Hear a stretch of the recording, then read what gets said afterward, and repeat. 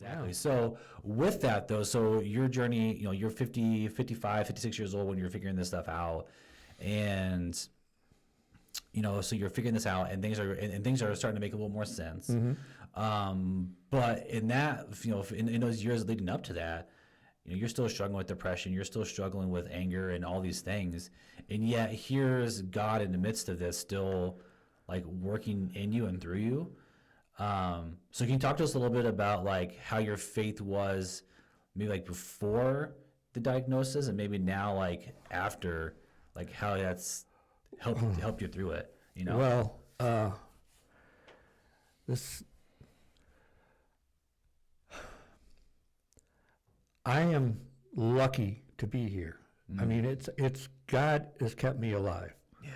Because at 27 or 37, I made a commitment that if my life didn't change, I was not turning 40.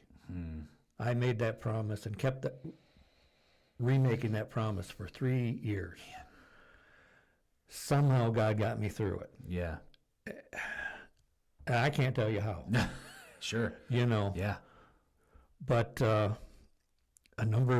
one of the things that really remember is years ago I was coming here to church to work, or I was heading home from work. Yeah. And the song "It Is Well with My Soul" was on, and I literally yelled out in my truck, "What about my mind?" Yeah, dude, what a cool! Oh my gosh, dude. Yeah, like what, like a revelation. Yeah, I mean, yeah. And during this time, I'm still, I mean, I accepted Jesus as a child. Sure, I can't tell you when. Yeah. I went to a Christian high school. Right.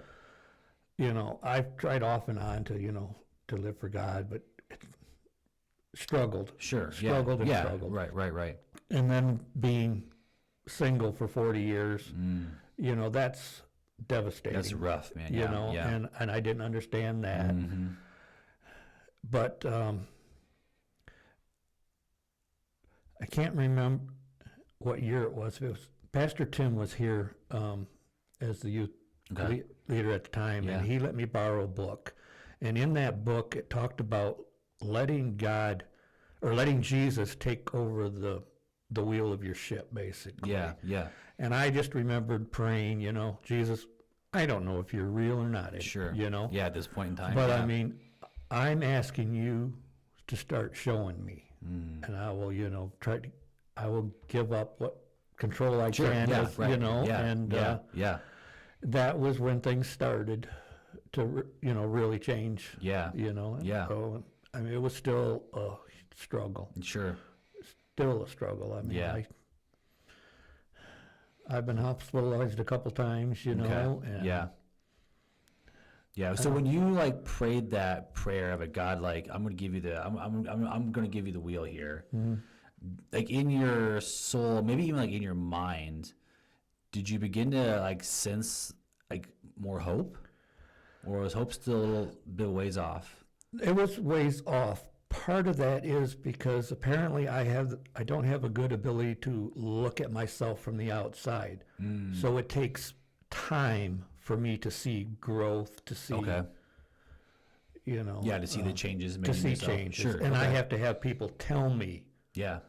I talked with Pastor Tori here for years. Yeah. And she would tell me the progress I'm making. She would say, hey, this is how you were, a few years ago or a few weeks ago. Yeah.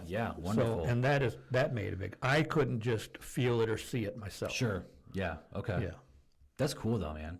Yeah. It's cool that you've had that God is also in the midst of working through you. I just brought like other people in your life to like, hey, Randy, like God is moving you. God is changing you. Right. And like you're making progress. It's so that's so cool, man. Because sometimes like we need like that other person who's not ourself. Absolutely. To help us see the things that we're missing, Right. To help us kind of see like some of those blind spots in our life. That's why God tells us to go, or Jesus tells us we need to be in church. That's right, man.